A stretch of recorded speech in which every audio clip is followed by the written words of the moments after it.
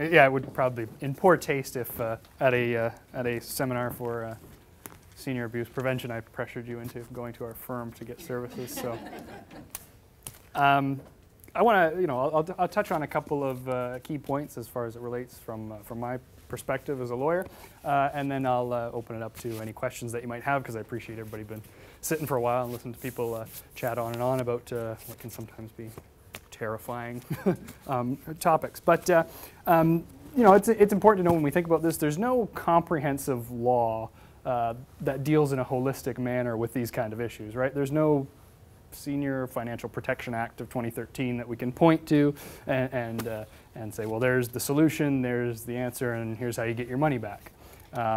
Instead, what we have is a bunch of laws that apply to seniors as well as everybody else. And in certain circumstances, those laws may be more applicable to seniors or older adults than they are to other sections of the population. So for example, we've got the Trustees Act, we've got the Substitute Decision Makers Act, and those govern your attorneys for property. They govern the actions and conduct of your executors of your estate. But kind of more broadly, we've got the Criminal Code, and obviously Linda spoke to some of those issues.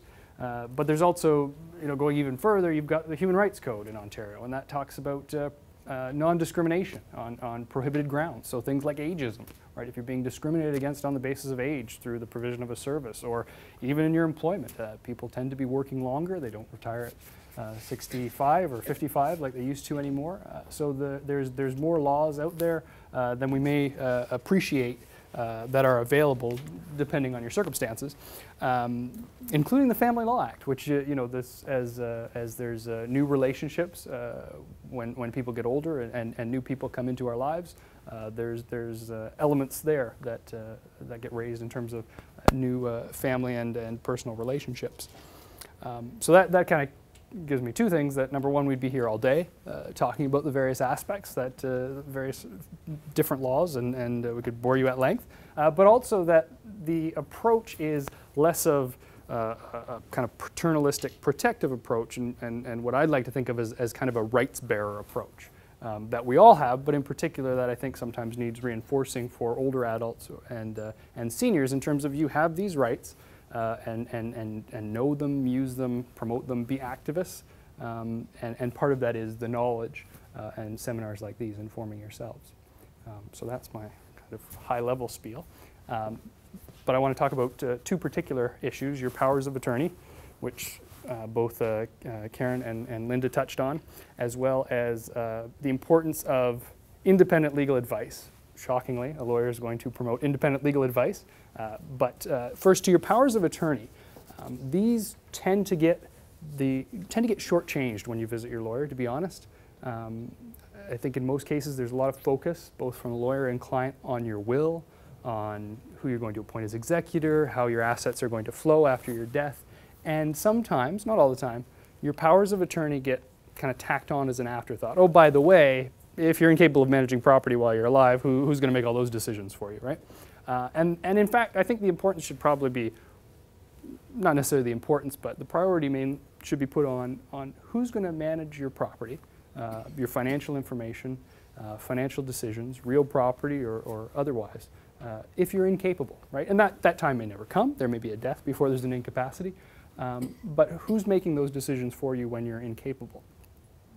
And so those documents and the people you appoint and the powers they have, you have to give them serious consideration, because, again, as both Linda and Karen said, there's an opportunity there for misuse and abuse by someone you appoint as your substitute decision maker in terms of your financial decisions or in terms of your healthcare decisions.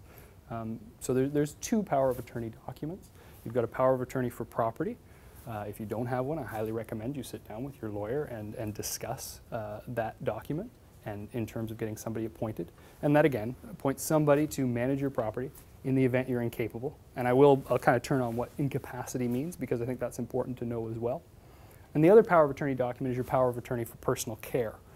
And that is basically appointing someone to make all those decisions that aren't property related. So that's your health care, primarily, is what we think of, as well as shelter, clothing, hygiene. It's a very broad category of decision-making powers.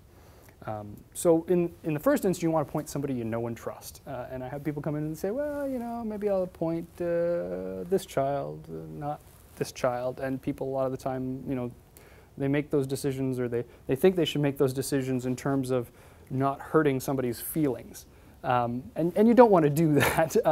You want to appoint somebody you trust, somebody you think is going to be capable of making those decisions for you. You don't want to you don't want to make those decisions of appointment in terms of, you know, well, I really don't want my middle child to feel left out. If you don't think they're going to make good decisions, if you don't really trust them, or, you know, they're not the best with money, don't appoint them. Appoint a child or another child, or doesn't even have to be a child. Appoint a friend or another family member who you know and who you trust and who you're confident is going to make those decisions. A lot of the times, too, you can appoint more than one person, and that's a nice check and balance, right? If you say, well, I'll appoint my child, but you know what? Let's bring somebody else in, and so they have to make the decisions together if you're incapable. And so that way there's, you know, a little, like I said, a little check and a balance there available. But again, you shouldn't be appointing two because you don't trust one of them. If you don't trust that person, or you don't think they're capable, don't appoint them. That's the takeaway message. The other important issue to remember about powers of attorney is they're very powerful documents, okay? I don't recommend that my clients take them out of my office once they're signed. I say, let me keep them, because as soon as they're signed, they're effective. They're not active. They're active when you're incapable of managing property, which is it was a separate issue. But if you just walk out and you've got it and it's sitting at home, that's a powerful document. For property, the power of attorney for property, that person steps into your shoes and they can do anything you can do. And so in that case, it's almost, there's more risk than if that person was simply a joint account holder or on title jointly with your real property, because they could, as a power of attorney for property, mortgage the home, sell the home. They would have that authority provided you're incapable once the document is active. And when I say active, it's activated by your incapacity. So if you're incapable of managing property, that's when your appointed attorney would step in. And a lot of the time, what I see is the power of attorney for property being used for convenience. Mom can't get down to the bank, so I'll go down with the power of attorney and I'll do her banking on her behalf. That's not what the power of attorney document is for. You have to be incapable. And that's a fairly high bar. And capability in terms of managing your property is not the same as capability in managing your personal care decisions. You may be capable of understanding and appreciating treatment options, but you may not be capable of making certain financial decisions. So they're distinctions, and it varies from issue to issue. So there's not a blanket capacity when we're talking about these issues. For your powers of attorney for property, incapacity has to be determined. It has to be established in order for that document to be activated. Typically what that means is a capacity assessment. So for somebody to simply take the document and say, I'm now attorney, technically isn't sufficient. They have to be able to point to the evidence that you're incapacitated, which is why I like to have your power of attorney at our office or at your lawyer's office, so that when that appointee, the person you appointed, comes up and says, I'd like the power of attorney document because I got to do some banking for mom or dad. Okay, show us show us that they're incapable of managing the property, because otherwise it's your decision, it's your capability. And so I think that's important to remember. Don't use it as a tool of convenience. If there's a mobility issue, there are other solutions, right? If you can't get out to the bank, or there are other ways to deal with matters of more convenience in terms of getting down to the bank or getting down to other offices where you'd need to make those decisions, other than to simply surrender and assume that your attorney is going to manage the property. You want to make sure that there's an incapacity there. So that's the takeaway there. The second point, and I'll answer questions because usually powers of attorneys have a bunch of questions, on independent legal advice. It's very important. Everybody's getting a bit better at it in terms of third parties. Banks will generally require, if you're if you're mortgaging, getting a new mortgage on your house, to go to a son or daughter or anybody Banks will typically require, as part of their instruction, that you obtain independent legal advice. But I think more broadly, you have to look at getting meaningful independent legal advice and also listening to that legal advice. The idea is that for independent legal advice, you go to a lawyer who's only representing your interest. That's the independent part of it. So it's a small community, and we've all got the family lawyer, and so it's important that you step outside maybe the family lawyer's office, given the circumstances, or that lawyer will suggest. And the lawyers around here are all very, very good at recognizing those situations, and then going to a separate lawyer who can look at the situation, the transaction being proposed by the son or daughter or friend or family member, and give you the advice. But on your end, you have to be prepared to listen to the advice, consider it, and not just treat that independent legal advice session as kind of a formality that we have to do to get through to the transaction so I can mortgage the property or I can get the cash to a son or daughter or other friend who's asking for it, right? You need to listen to it. And oftentimes the advice is, don't do it. That's often the advice. And appreciate why and make sure you understand, because those are very valuable sessions that you have. And again, that lawyer is representing your interest, nobody else's. And so they're giving you kind of a pure advice on that particular transaction. But apart from when the bank may require it or your lawyer may require it, if any transaction or any contemplated, if you think you're going to give money, if you get an email that says, you've got an uncle in Nigeria who's just died, if you have any questions like that, you should speak, to your professional advisors, whether it's a lawyer, and see, to test the validity of the transaction or the claim. If you want to give money to a child or a friend and you want to discuss whether it's a gift or whether it's a debt that's going to be repaid, review the details with your professional advisors, with a lawyer, so that right? Just handing out cash and not properly documenting it, that's problematic, right? It makes it more difficult to enforce later on. And you need to know what your options are and what the risks are in any particular transaction, whether you're gifting money, whether you're loaning money, whether you're putting security on your home like a mortgage or something along those lines. You need to make sure. So the idea of being fully informed and getting the advice that you need in advance of making those bigger decisions that you may regret later on or realize that you didn't fully understand the full consequences of. And what that typically means is, there's going to be you're going to get a charge up front for that advice, maybe not, but it's usually worth the price. It's usually the ounce of prevention is, the expression. So paying a small fee for good advice is better than suffering a significant financial impact later on because you didn't obtain that advice. There's also been a lot of talk about joint property. Kind of moving through it, cycling through it pretty quick, but we can chat later for questions. Joint property, right?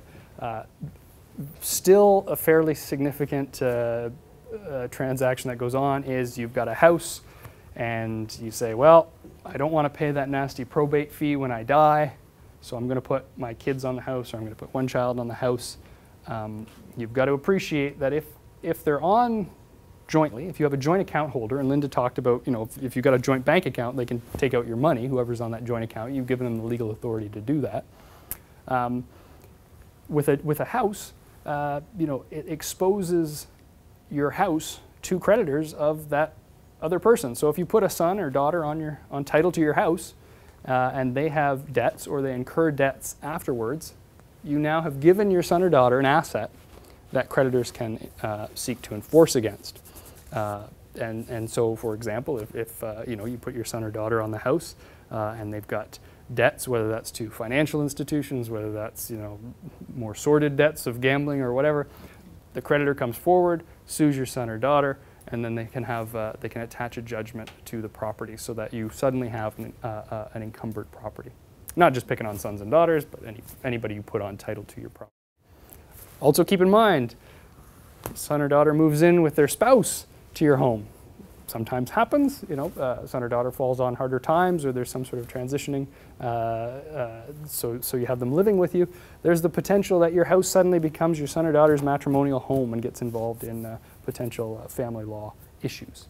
So these are the kind of things that you want to be aware of, the kind of risks you want to be aware of before you say yes and open the doors and have them move in or put them on title as well. Generally, I'm not a big fan of joint ownership if it can be avoided. I think, and Linda touched on it, your probate fees that you're going to pay are kind of the price of doing business to keep yourself protected while you're alive and in your home, right? A lot of us, for a lot of you, not a lot of me, not for me personally, your house is your asset. It's probably, if it's not mortgage free, it might be close to it. So it's a significant asset that you have, and so it's just sitting out there, and it's ripe for creditors if you put somebody else on title and expose yourself that way.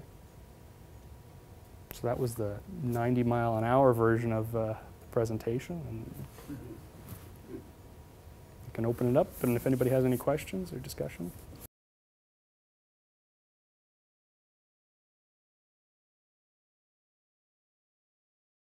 There's legislation that says, yep, if you're an attorney for property under a power of attorney, you've got to keep records, you've got obligations, you can be held to account.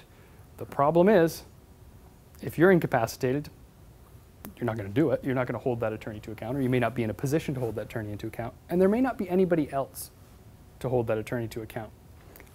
Somebody needs to bring the claim, to bring it forward to the attorney and to the courts to enforce, to ask for that accounting. So they're obligated to do it, but you have to appreciate that somebody has to raise the issue first in order to put that attorney to the court or to at least request the accounting. So yeah, I mean, yes, there's legislation, there's laws in place to say, if you're an attorney under a power of attorney for property, you've got to do A, B, C, and D, and you've got to account, and you're obligated. But what's the enforcement mechanism, right? Somebody has to trigger that. So if brother one is an attorney, brother two or sister three may decide that they can ask for an accounting. They can report to the public guardian and trustee, or a neighbor could report, but somebody has to trigger the accounting. Somebody has to put it to the attorney. So that's something to keep in mind, that there's a bit of a gap there between, between the obligation and enforcing it.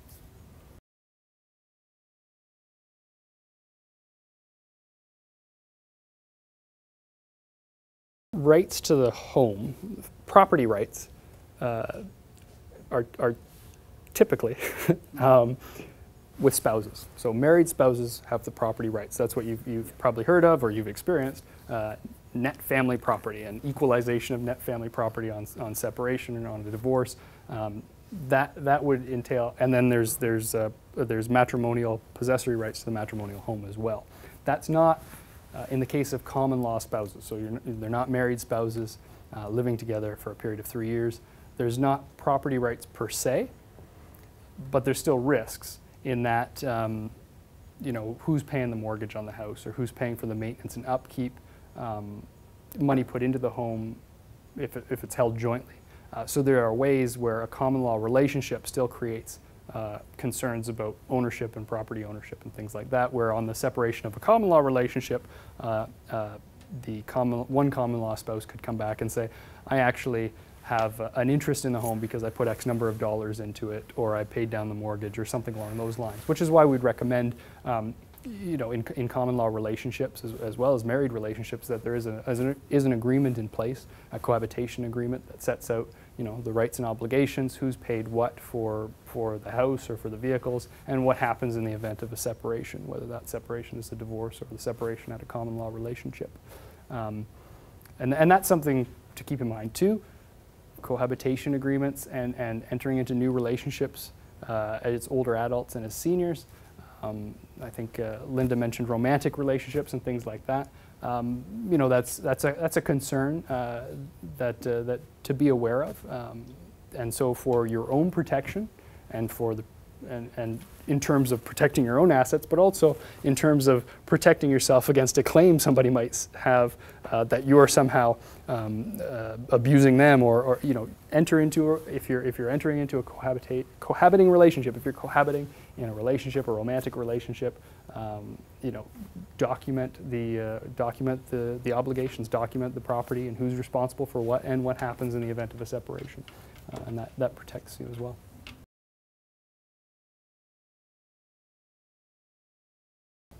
Then there's still agreements that you could put in place. I mean, if the decision is to put a child on title, which we don't generally recommend,